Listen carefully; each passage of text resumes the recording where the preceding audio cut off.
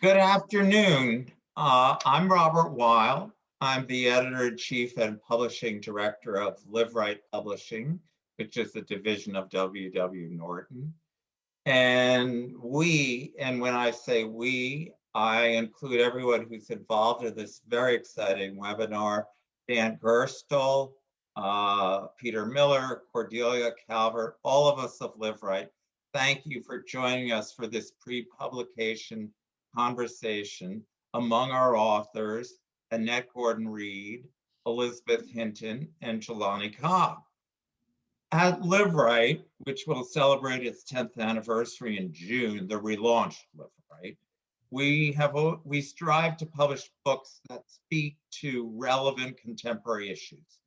And what gives me great pride, with my own historical background, is that we also strive to create in these books the historical roots underlying our most entrenched social dilemmas. It's not just current events, but we really want to get at the roots. Each of these three scholars has a very important new book with us this summer that provides fresh insight to the long shadow of racial injustice in America. I'm familiar with all three of the books, and from the struggle to set aside a national holiday honoring emancipation, including personal memoir from Annette Gordon-Reed, to a re-examination of a 1968 Kerner Commission report and showing how relevant it is. And you would have to read that book even to get insights into the election. Two, from Elizabeth Hinton, an extraordinary new history, which shows linkages of social movements and social rebellions, which have always been denigrated as riots in the past. Hinton creates a new history and movement. Each of these scholars presents overwhelming evidence of inequality across the country, even when remedies, as in the Kerner report, were at hand. So on behalf of all of us, we hope you'll enjoy, get enlightened from this conversation as much as we really enjoy editing these authors. With that, it's my great pleasure to introduce today's moderator, Jelani Cobb, staff writer of The New Yorker and the editor of the forthcoming Essential Kerner Commission Report. Thank you.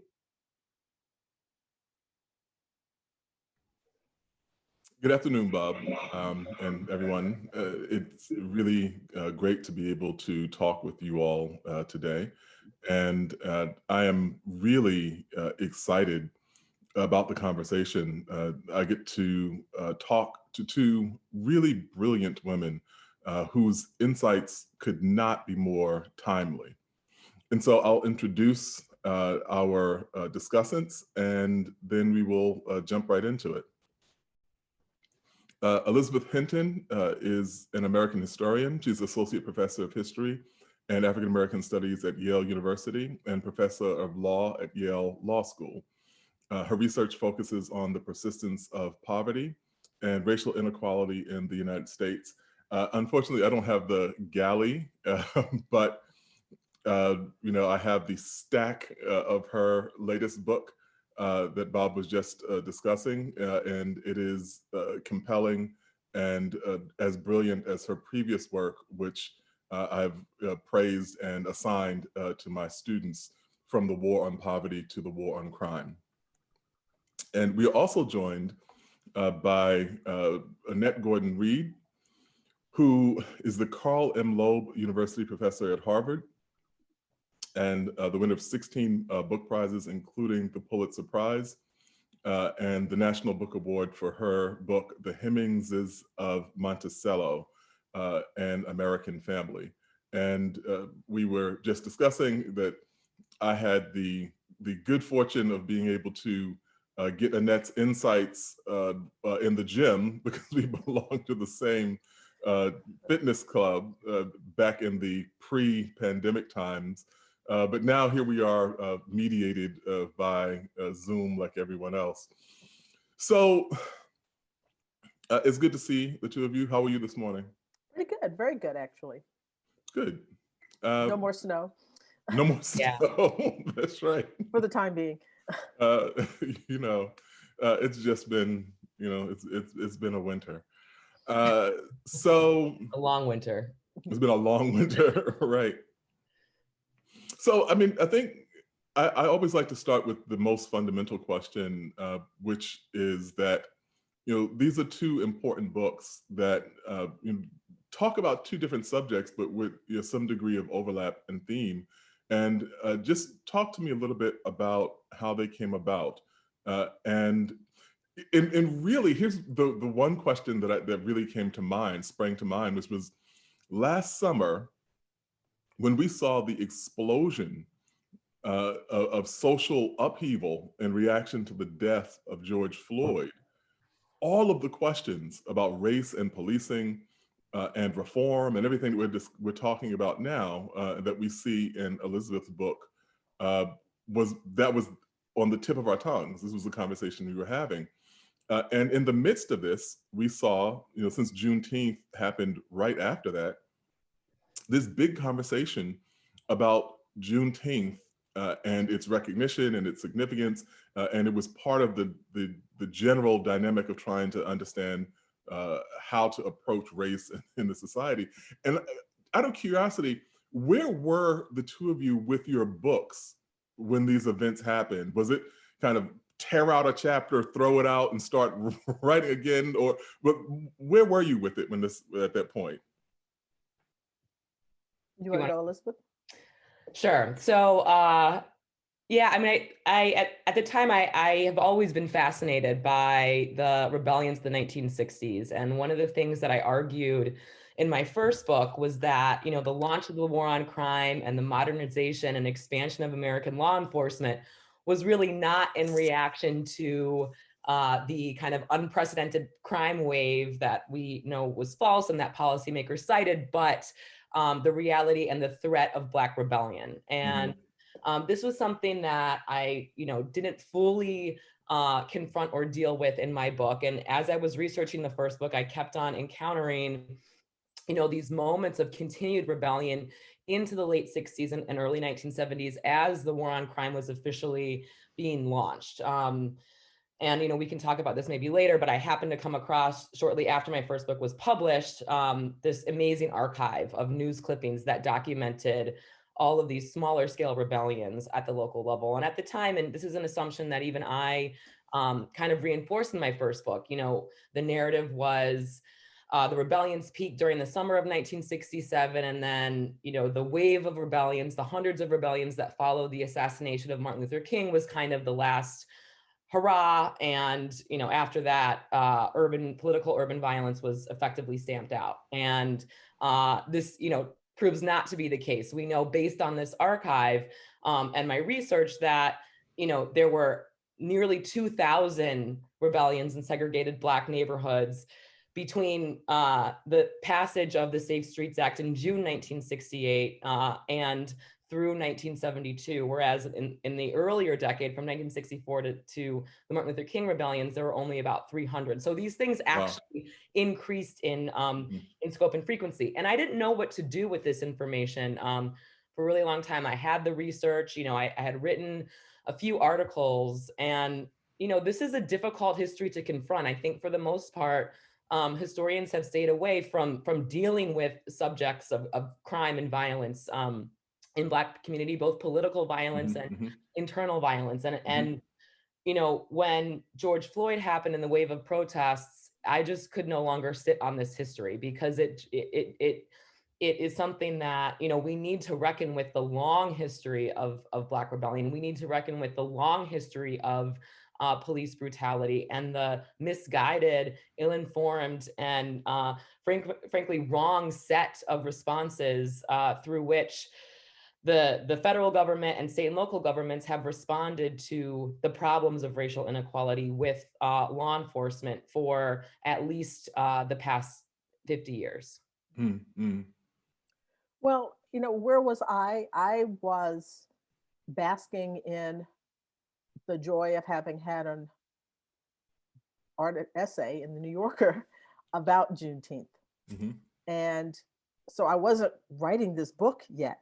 Mhm. I was thinking about that. And when Bob suggested to me, Bob has been trying to get me to write about Texas for a very, very long time, probably a larger book than this, but he suggested I was going to call him up and say, have you seen this piece in the New Yorker? He had not seen it, but the whole discussion about Juneteenth brought back to him that I should be writing about Texas. And so he made the suggestion that I do that. And I immediately thought it was a good idea. A small book, an accessible book, a book that would be about me, but not really about me, but about Texas, to sort of tell Texas history through this memoir. And so I was just sort of surprised by, I suppose, the notion. I think this was when the president was sort of suggesting that he had discovered Juneteenth, or that this was something that people hadn't known about. And so I just the sort of the hoopla around it. I mean, in that I was- fairness, this person also resurrected Frederick Douglass. So yes. his So benefits enormous. to African American history have been much underappreciated. Yes, I know, but he's getting better now. So as was this holiday, Juneteenth. So I had actually, and strangely enough, after I started writing this, I was, cleaning up my apartment, throwing things out, and I found an essay that I had written that is essentially pretty much the first chapter of the book, but this would have been years ago, that I wrote about growing up in this small town, integrating our school district and being the only Black child, what that was like during first grade doing that. And so it was interesting to read it and see how different it was than what I ended up doing in the chapter. So this is something that has been of long standing. All of these things are in the back of my mind, but Juneteenth this year and all of the things that happened around that were related to that galvanized things and made it all come together for me to actually do this. I joked, but if I recall correctly, I actually did run into you in the gym around the time you were working on the Juneteenth essay. Yeah. We had a quick conversation about it. And you mentioned something that I'd like to bring up now, which is this is a departure a little bit. It's a different kind of writing than your previous books. And so I wonder how you approach that. Was that exercise that you had to kind of change the way that you worked? How did you feel about writing something that included you? Well, it's difficult because I tend to stand detached from work. I don't make myself a part of it. That has not been my persona, even in selling books, talking about me that much. So it was kind of difficult doing that. But this is the kind of writing I always wanted to do. When I was a kid, thinking I wanted to be a writer because I thought that was my primary identification, this is the kind of writing that I thought I would be doing. Essays. I think that may be the best kind of writing that I do. So it was difficult to think about writing about myself, writing about my family, and being open about myself in that way. And one of my friends said, you're open, but you're open in a sort of a Annette Gordon-Reed kind of way. That is there, but not really all there, not a confessional kind of thing, but being open in a way that I typically am not. So that made me uncomfortable. But the style of writing, this kind of engagement with the reader was thrilling to me because that's what I've always wanted to do. And you don't get to do that as much being a historian. Well, I will tell you that I appreciated the balance of those two things, because there's the kind of a sweet spot that you find. And Ralph Wiley, the late Ralph Wiley, said that writing in the first person is justifiable when you can get to bigger kind of universal ideas, and is narcissism when it's not. And I revised that down when I talk to my writing students to a much simpler phrasing of it, which is there's a difference between the first person singular and a selfie. And so, but Elizabeth, you mentioned that astounding list. And one of the things that I really enjoy is finding a subject that I think I know and then realizing how much I don't know. Because when it had the chronology of these uprisings, in which that was emailed to me before this event, and I just offhandedly hit print, and then page after page after page comes out. It's 26 pages long, and I was shocked by that. And so I wonder, one, how you went about compiling that, and two, kind of what your thinking was as you were seeing this entire list sprawl out in front of you, and how we had somehow managed to not recognize the extent to which this has happened. Right. So I can't take that. That list was in many ways a collaborative labor of love. And as I mentioned, I just kind of happened to be granted access to this archive of newspaper clippings. I was at, it was the summer after my book had come out, and I was at a barbecue in Detroit at Heather Ann Thompson's house. And As all good book projects start at barbecue in right. Detroit. Exactly. And Christian Davenport, who had just joined the Department of Political Science, was there, and he was working on a retrospective, because it was the summer of 2016, so of the 1967 Detroit Rebellion. And we started talking, and I started talking to him about, did you know that, this violence went into the 70s, and I came across some of this, and he was like, actually, I happen to have an archive that documents all of these incidents, and they went in, well into, almost into the mid 70s. And he happened to be gifted the records of the Lemberg Center for the Study of Violence, which was established after John F. Kennedy was assassinated to track incidents of violence in American society. So they collected news clippings and started compiling quantitative data on everything from labor struggles to school disturbances to Black rebellions, you name it. Any incidents of violence, they put in this archive, and it was in the personal possession. That's another conversation of why this archive wasn't made public. It was in the personal possession of one political science professor. He gave it to Christian. I happened to meet Christian by chance, and he said, the archives in my office come down. As a political scientist, he wasn't interested. He did all the quantitative measurements of not just, of course, Black rebellion, but the entire archive of violence that the Lemberg Center documented. And he said, come down, look at these newspaper clippings. I went to this archive, and, there's just like tens of thousands of pretty unorganized folders of these local newspaper clippings that you couldn't get anywhere else. And when you see this all together, you realize that this was a real phenomenon. It wasn't just a big city phenomenon. It happened everywhere. And it wasn't just a northern phenomenon. It happened in southern states. It happened in the Rust Belt. It happened in the industrial Midwest. It happened in, tiny cities. And I was just really astounded by it all. So Christian, as I was completing the book and, literally writing up the narrative accounts of just a small sampling of these thousands of incidents in this later period, I said, okay, I want to make this available to readers. I want to make this available to the public. And he did some number crunching, and we cleaned the data, we helped formulate this list.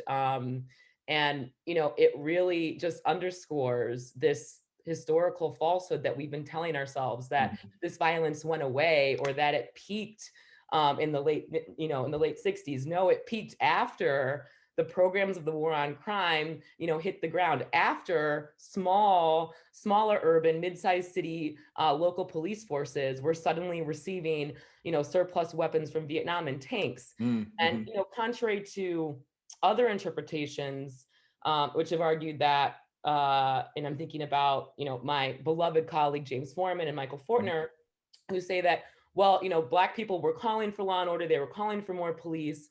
If we think about this historically and in terms of time frame, immediately the most kind of visible community reaction to the policing of targeted low-income communities of color was to fight back, was to throw rocks and bottles at police officers who were, policing parties and arresting people for seemingly arbitrary reasons, was to burn the building of housing projects that weren't, effectively getting rid of rats and roaches in people's homes.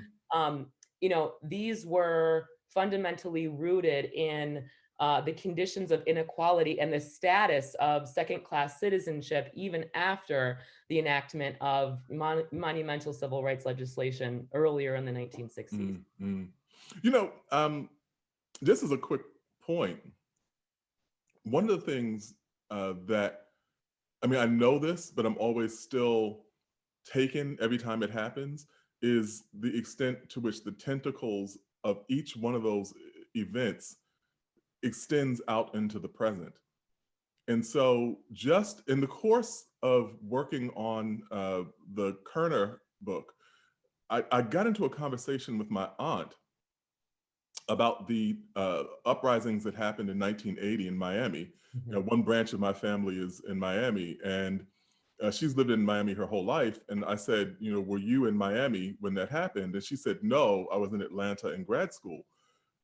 Which I realize it's important to ask the right questions precisely. She was very curt, unlike herself. And then she called me back later that evening and said, I was not in Atlanta. I was not in Miami when it happened, but I had been back visiting in Miami the weekend before that. And something I had no idea. She said, Arthur McDuffie was your uncle's best friend. Oh my gosh. And this is an uncle who had, troubled and had been gone through, a good person, but had just dealt with lots of things. And she said, from my estimation, those things began then when he saw his friend die at the hands of the police. He said there were two different versions of your uncle, and the second one emerged after all that happened. And they had been at a family barbecue the day before the police in Miami killed him. And I just was astounded. But we know these things. When I was looking at that list, I was like, all of these people are still around, or this is someone's cousin, or these things. And it's just part of our cumulative experience in a way that I just really just shocked me.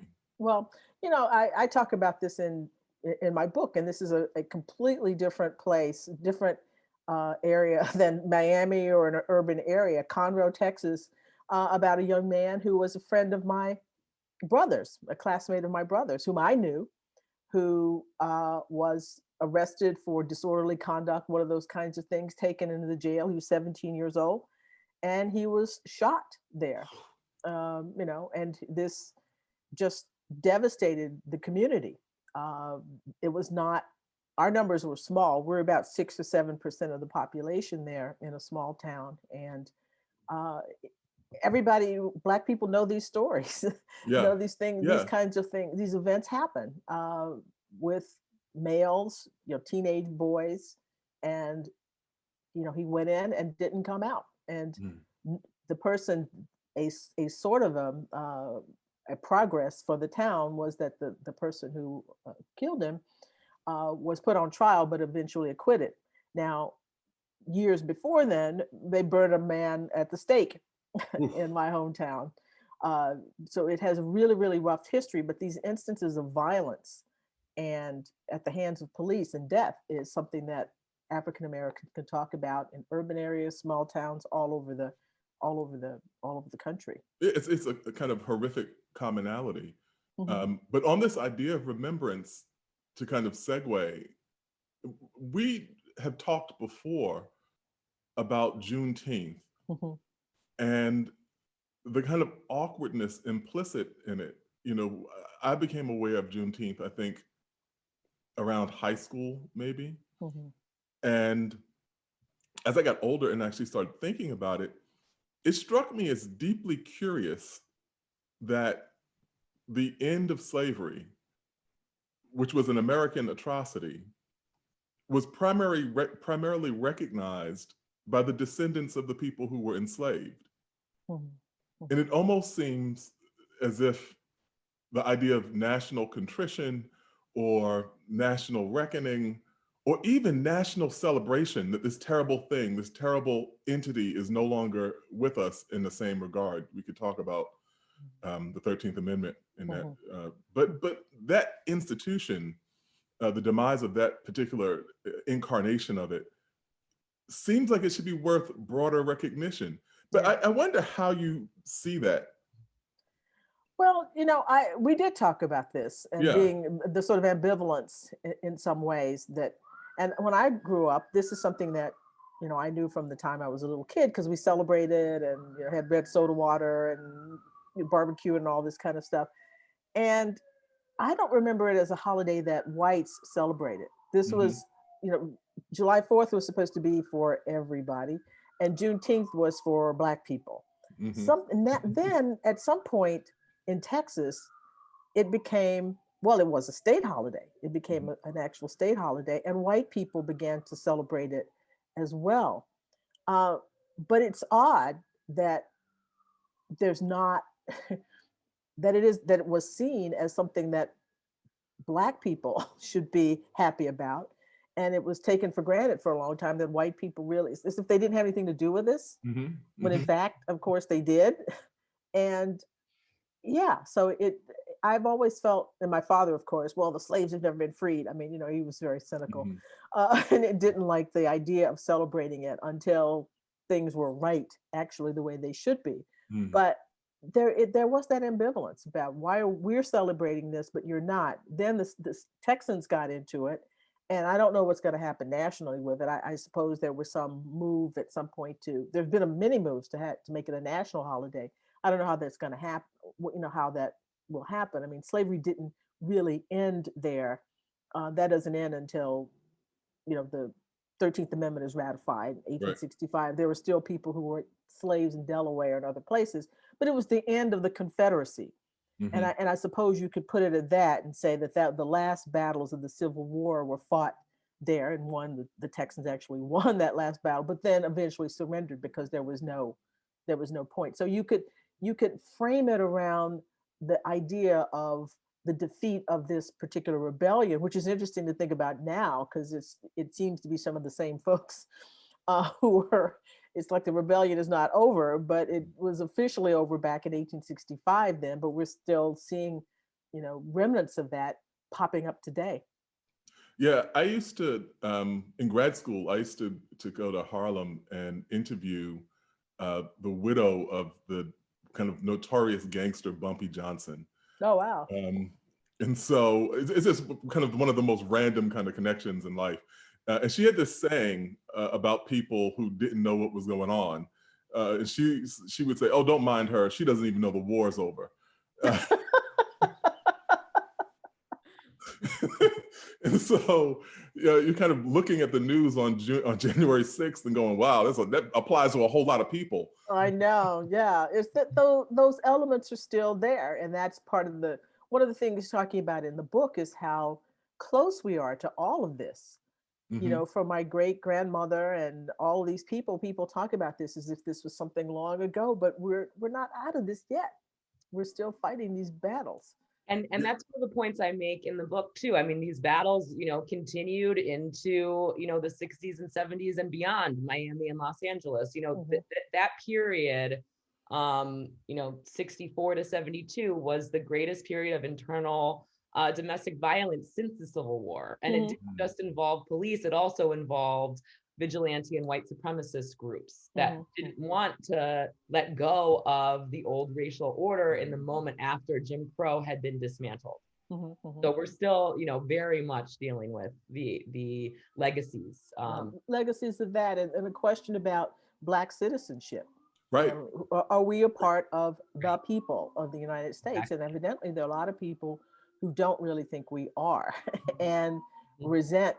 I mean, like it sort of maybe in theory, but when you actually see it in action with a Black president, a Black, first lady, Black children in the White House and their cousins and friends, that's a different kind of, I think that was probably more than a lot of people bargained for. And we're still fighting these battles. Yeah, I mean, it's kind of astounding.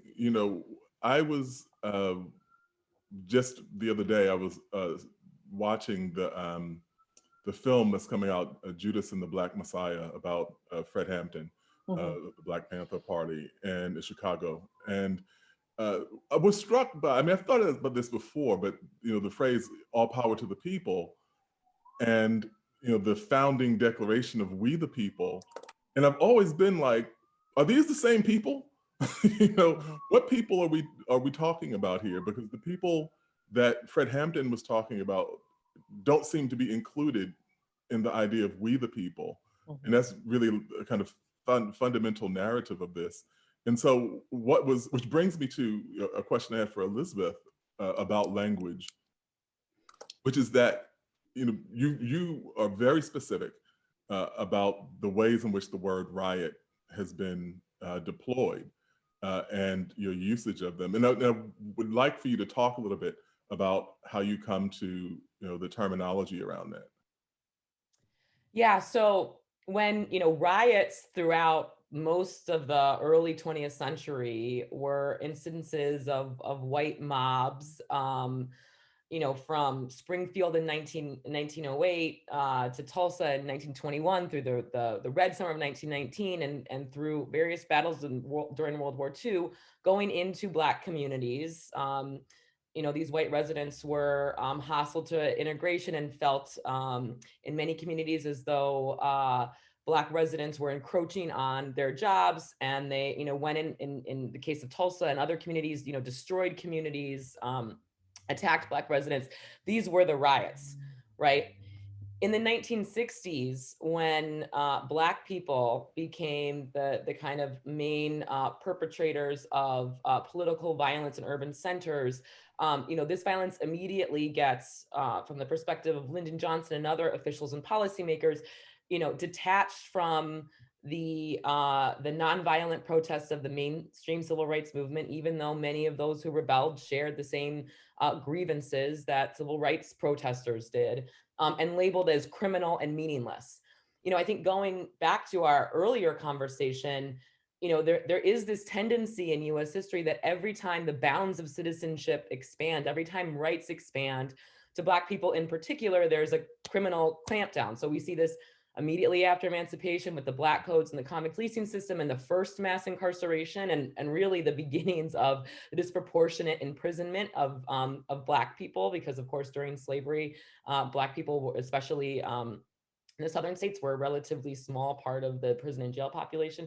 And then again in 1965, right, with the declaration of the war on crime and the modernization of American law enforcement. So and in labeling these political acts, because I think when we actually look at the history, when we actually take the grievances and the objectives of those who engaged in the rock throwing and the looting and the burning seriously, we do understand them as being politically motivated. By calling them riots, we make them criminal, and then the only response is more police. The response is not, investing a different set of resources into communities. The response is, well, we're going to meet this violence with more violence, which, as I talk about in the book, creates this cycle of police violence and community violence that has continued to play out for decades since. So a lot of this has to do with the ways in which how terminology has real power, and how in labeling Black political violence as a riot, we have failed to see a set of options that would allow us to respond to address the unequal conditions that inspire this kind of political violence in the first place. I have to say, reading your book was sobering, because it kind of just lays out over the course of the time. You can see those cycles, and almost like the DNA of the next iteration of it and what's happening there, especially in the chapter on Cincinnati, which is just when we're looking at the prospects of real change post Minneapolis, and you're looking at Cincinnati going like, I hope this is not where we wind up. And I won't give that all away for people who haven't read or who have yet to read the book. But I do want to bring up one question. I think we have time before we start jumping into questions from the audience, which is Having worked on these books in the midst of this unprecedented tumult, and I remember from graduate school our kind of lessons that the history we read is as much about the time frame as it is that it was studying as it is the time frame in which it was studied. And so, what do you take away from those projects? And is there a point that you think is most applicable to the lessons we're trying to learn in the turmoil that we're still dealing with now? Well, I'll That's just a pick up terribly on. framed question. I'm going to Yeah. do that again. Let me say this more succinctly. Do you think there's a particular significance of those projects to the moments that we're in right now? And if so, what? Of course, I mean, although I had been doing the research and thinking about Black political violence and rebellion for many years, the urgency, there's a kind of urgency that came with writing this as everything was unfolding in real time, and as the protests were continuing, and as this new national conversation about systemic racism and defunding the police, or thinking about alternatives to the police was taking place. And police violence precipitates more violence, so that we need to think about, we need to break this cycle and, move beyond police as the kind of frontline government response to, the problems of subpar urban schools and deteriorating housing and joblessness in low-income communities of color. That has been the strategy for more than 50 years at this point, and we know that it has failed, and it's also cost us billions and billions of dollars. So now is the time to break that cycle. And I think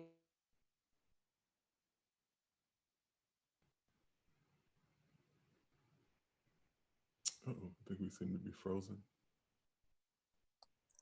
She seems to be frozen. Yeah. Okay. Yeah. Annette, can you pick up and we'll bring. Well, sure. I think my book has resonance for today, but the book is about Texas, and there's a process that's been described as Texification, where the United States as a whole is coming to resemble what Texas is like, and that's for some people a frightening prospect. But the point of my book is that Texas has always been, in a way, a symbol of the United States. Every major issue that we can think of, whether it's slavery, westward expansion, indigenous people, the removal of indigenous people, the immigration, the conflict with Hispanic culture and the influence of Hispanic culture. All of those kinds of things are in Texas, a place that had Jim Crow, the plantation system. There's no other state really that has all of those things together. And so people look to Texas to try to figure out where the country's going. And so I think it's important for us to ponder that question. Now, at the same time, Texas is in a process of transformation. It didn't go blue this time, but it may be becoming purple. So that's important as well, to think about political mobilization, what has to be done. All of these kinds of things are dealing now with one party, and it's basically reaction to the transformation of American society and the inclusion of different people. Texas is a way to look at that and to see the struggle in this particular place. So I think it does have resonance to the moment we're in, because it's a cautionary tale, but in some ways it's a hopeful tale, considering that they did a little bit better this time in the election than they did before, and that there are people who are really mobilizing to change, to sort of shape the history of Texas and possibly shape the history of the nation. Because if we're able to pull that one off, then that has tremendous implications for the political scene and for the presidency, as a matter of fact. So yeah, I think it definitely has resonance for what we're talking about today. I mean, that's a really kind of interesting point to me, which is, as a Queens native, I've always taken pride in the fact that Queens is statistically the most ethnically diverse county in the United States. And in the course of working on a story, though, I realized that depending upon how demographers count, it is either the first or second most diverse county. And the other county that it is in contention with is Fort Hood, Texas, or Harris County. Harris County. I mean, Houston it's incredibly diverse. You don't think of it that way, because that's part of, I say in the book, and I said this in the New Yorker article, to people's conception, Texas is a white man. I mean, Texas has been constructed as a white man, and the book is, what does this mean for all these people out there like myself? I mean, we're not white men and consider ourselves to be Texan, and you don't think about that, but Houston is tremendously diverse place, and you think people have this attitude about a white man, a cowboy, not only just a white man, but a cowboy. And Houston is closer to East Texas. The Cowboys were in West Texas, really. And so we're talking about how that myth of the white man, the white Western Texan, has come to overshadow this place that has women and Black people and, Tejanos, all kind, and Native, indigenous people, and now Asians, people from all over the world, particularly in Harris County, right there in Houston. Elizabeth, you froze for a bit when you were talking. You want to finish your thought? My apologies for that. I have no idea when I froze, but I'll be really succinct. I mean, I think, the lessons are, we need to really move beyond police as the foremost response to racial inequality. And we need to, as I just mentioned, break that cycle by, taking seriously the recommendations of the Kerner Commission, not the recommendations around police, but the massive infusion of resources and investment into low-income communities of color, because the investment into, police and prisons and surveillance has, since the civil rights movement, has not worked. It hasn't worked to control crime, and it has exacerbated inequality. So now is the time for a different set of responses. And I think that this history, the history that I tell in the book, really, really underscores that. Hasn't there, if I could just jump in here for a second, what do you make of the fact that even people on the right, wasn't there a movement between people on the right and the left to try to take a different tack on all of this, or has that fallen apart? Do you know? I think it's still there. I mean, I think crime control legislation, and this is one of the big points in my first book, less so in this one, but has always been thoroughly bipartisan. And the fact is that because we've invested so much in policing people and locking them up, like this has caused this huge fiscal drain on especially states. And so, even conservatives are like, all right, this isn't working. Like, what does it mean to be? And I think this reflects on, the themes in all of our books, and also, where we are today. Like, we are supposed to be this great democracy, and yet we're the world's largest incarcerator. And in many ways, the forces and the legacies that created the mass incarceration society are what we're all trying to deal with in not only these books, but in our work at large.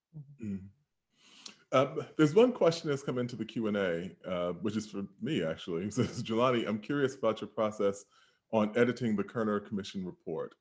How did you decide to study and analyze the report?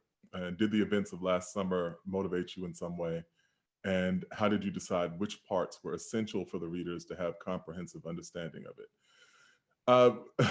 Thanks for asking that question, because I want to know too. So, you know how you've read a book and revisited it over time, but you haven't read the entire thing like you did like the first time you encountered it? And I had this grasp of Kerner and its implications. But when Bob approached me about the project, I was saying, okay, sure, let's go through this. And then just on page after page, being stunned by the missed opportunities, the unheeded warnings, the accuracy of this government commission, which was bipartisan, not composed of any group of radicals. As a matter of fact, there's language in there that kind of dismisses the quote unquote militants.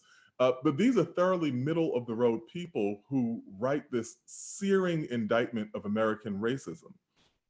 And I don't think any government report would be that audacious, at this point. It would be akin to the 9/11 report talking about American foreign policy.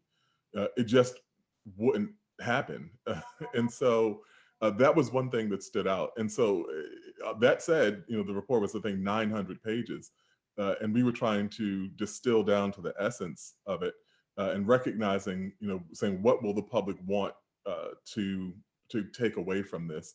And so we tried to get to the points that were the most easily associated with what was going on right now, keeping as many of the recommendations, keeping as many of the assessments of what was happening and why. And then, like anything that was written by committee, you also had a good deal of redundancy. And so we trimmed down from redundancies and things that you could say, like, okay, this point has been made in another way in a different chapter. And so that was what we were taken with. And the last point about it, I think, is a kind of curious afterlife of Kerner, which is that it's almost become a shorthand, for the entire complex of liberal ideas around what was happening in American cities.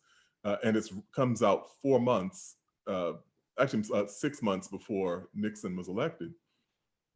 And everything moves radically in the opposite direction.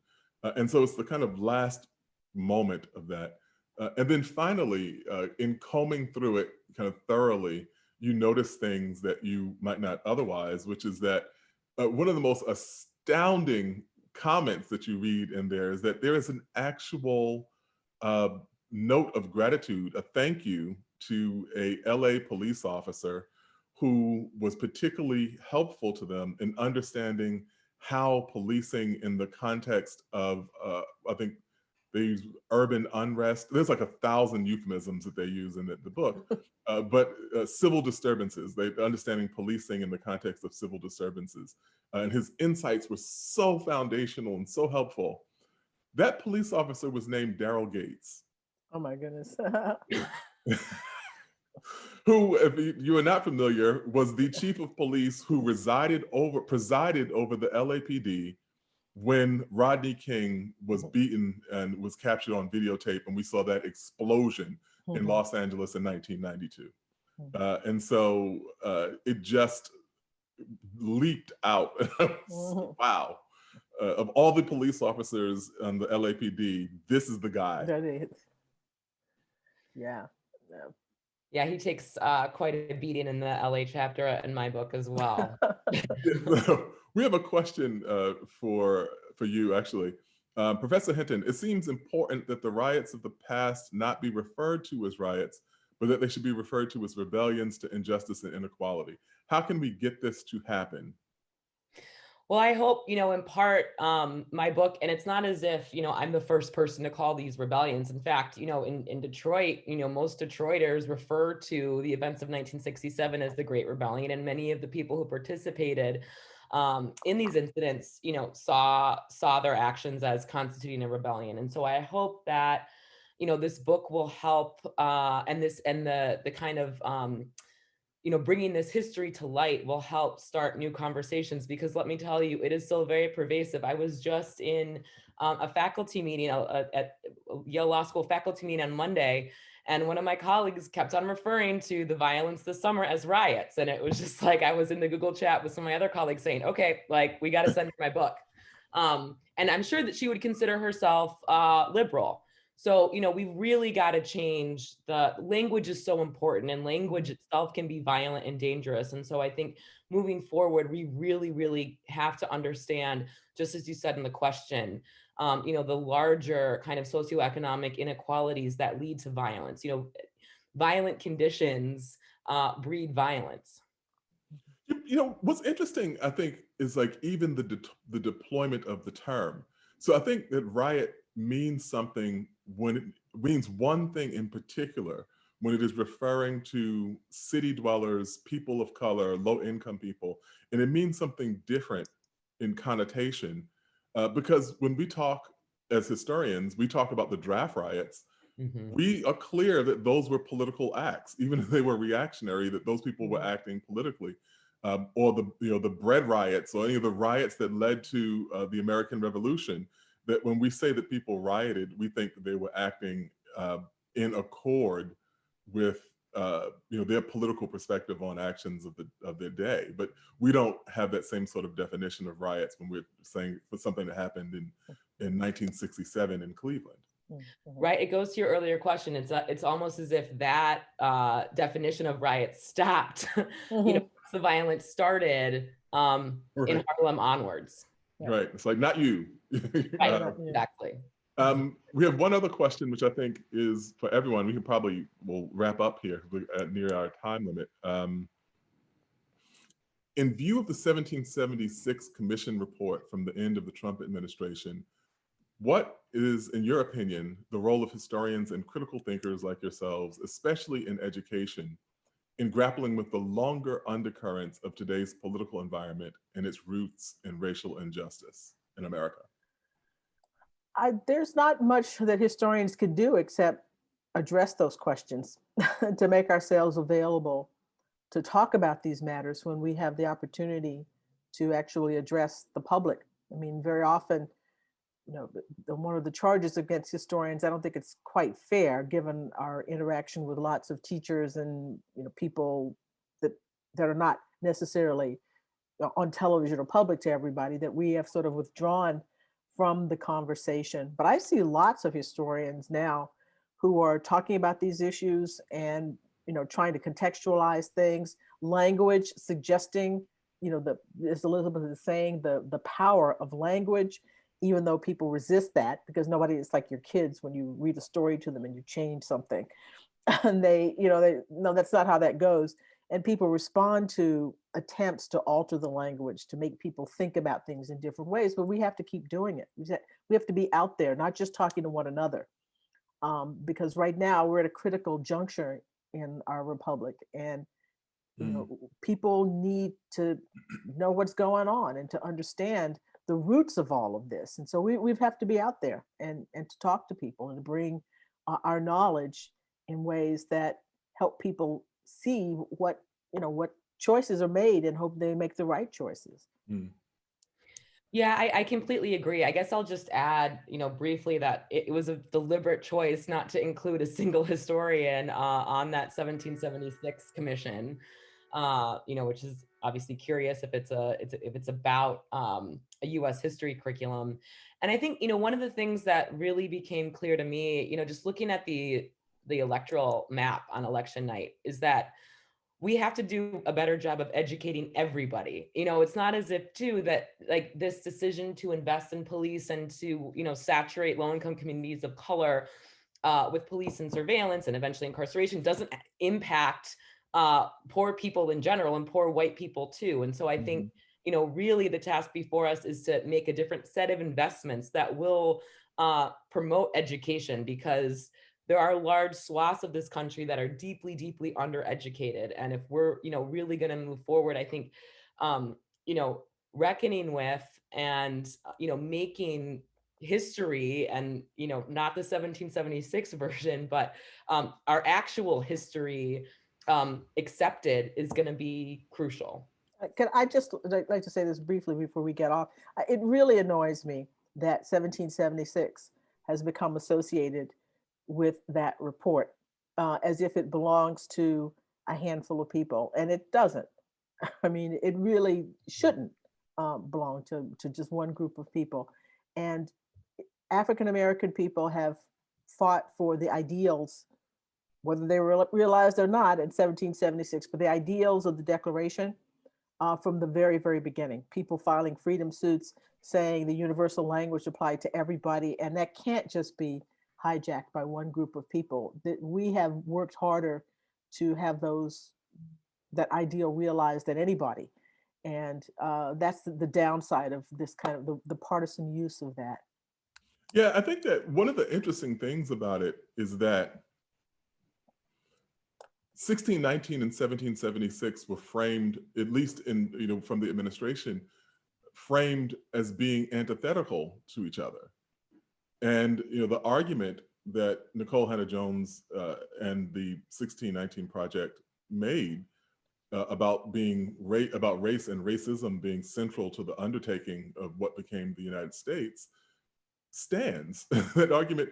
And so it's like, if you like, we can spot you 150 years, but then those same questions arise in 1776. And so those things are not in opposition to each other. They're part of a longer continuum. And I think that it was kind of frustrating to see in the midst in which the exact moment where the contradiction in those ideals in 1776 threatened to rip the fabric of democracy apart again, that we had not learned anything. We were going down the road of doing the same thing. Elizabeth points this out, that even Thomas Jefferson said at the outset that we are really playing with fire here, that what we've done to these people is going to be damaging to the Republic. He says, I tremble for my nation when I think that there's a just God. Like, the idea that this was going to come back and have repercussions was clear even then.